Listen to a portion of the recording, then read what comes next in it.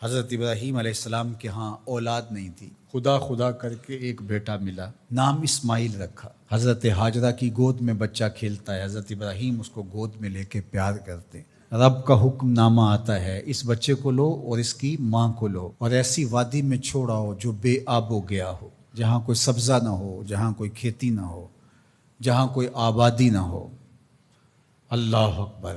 نو مولود بچے اور اس کی ماں کو ایسی وادی میں چھوڑ آنا جہاں کوئی انسانی آبادی تو درکنار، کوئی پرندے بھی نہ رہتے ہوں، یہ کوئی تھوڑا امتحان ہے؟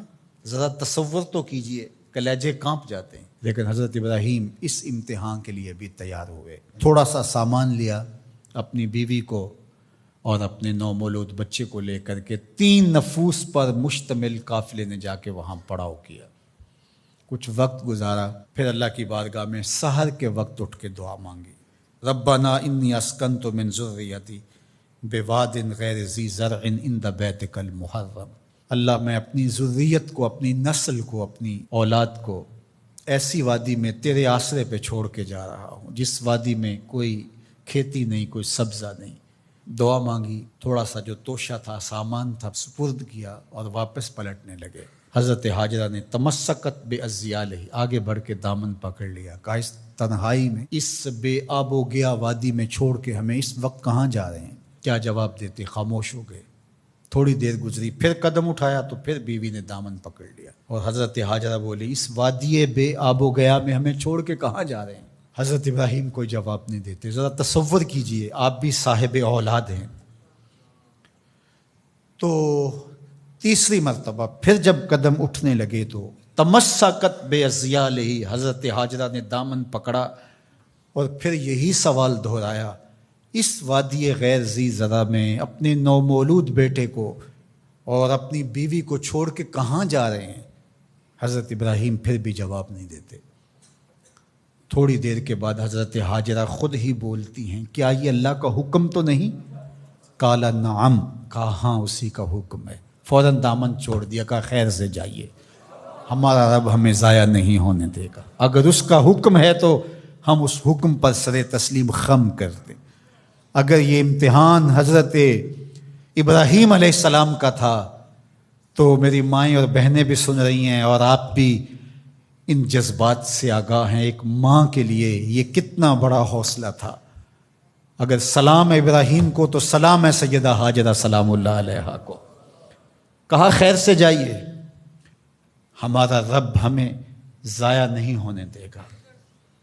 پھر جہاں دن بھی نہیں کٹتے تھے اس خاتون نے وہاں راتیں بھی کاٹی۔ توشہ ختم ہو گیا، پانی بھی ختم ہو گیا، پھر 2 دن کے بعد ماں کی چھاتیوں سے دودھ بھی خشک ہو گیا۔ خود تو بھوک کاٹ رہی ہے لیکن بیٹے کی پیاس اور بھوک دیکھی نہیں جاتی۔ ایک چھوٹے سے پتھر کی اوٹ میں اسماعیل کو لٹایا اور خود پانی کی تلاش میں نکلی۔ ماں کی تڑپتی ہوئی ممتا کی کہانی دیکھو۔ اللہ اکبر! کبھی صفا پہ کبھی مروہ پہ 7 چکر کاٹتی ہیں۔ پھر جب 7ویں چکر میں مروہ پہ پہنچی، اطراف میں دیکھا، کہیں کوئی پانی کے آثار ہویدا نہیں ہوئے۔ گزرتے گزرتے بیٹے کو بھی دیکھتی تھی، نشیبی جگہ سے بھاگ کے گزرتی تھی، وہاں لال نظر نہیں آتا تھا۔ مروہ سے دیکھا، دور اوٹ میں پڑا ہوا بچہ تڑپ رہا ہے، لگا زندگی کی آخری سانسیں ہیں۔ مروہ سے دوڑ کے جو ہی قریب آئیں تو منظر بدلا ہوا تھا۔ وہ اسماعیل جو پیاس سے تڑپ رہے تھے، پیاس سے جب انہوں نے ایڑیاں رگڑی، خدا نے چشمے جاری کر دی، پانی پھوٹ نکلا، دوڑی اور منڈھیر کر دی اور کہا زم زم، رک جا رک جا۔ کہا کہ اللہ بھلا کرے سیدہ ہاجرہ کا، اگر وہ زم زم کہہ کے پانی کو نہ روکتی وہ پوری روئے زمین پہ پھیل جاتا۔ اللہ اکبر! یہ حضرت ہاجرہ کا امتحان تھا اور امتحان میں وہ بھی سرخرو نکلی۔ وہ کہا ہم قیامت تک تیرے قدموں کے نشان کو جلوہ گاہ بنا دیں گے۔ آج عمرہ ہو، حج ہو، وہاں کج کلا بھی دوڑتے دکھائی دیتے ہیں، بادشاہ بھی دوڑتے دکھائی دیتے ہیں، ان راہوں پہ پیغمبر بھی دوڑے ہیں، ولی بھی دوڑے ہیں، امام الانبیاء نے بھی سعی کی ہے۔ مالک کوئی دوڑنا بھی عبادت ہے؟ کہا جن راہوں پہ میری بندی دوڑی ہے قیامت تک ان راہوں کو جلوہ گاہ بنا دوں اور ان پست قامت پہاڑیوں کو میں اپنی نشانیاں قرار دیتا ہوں۔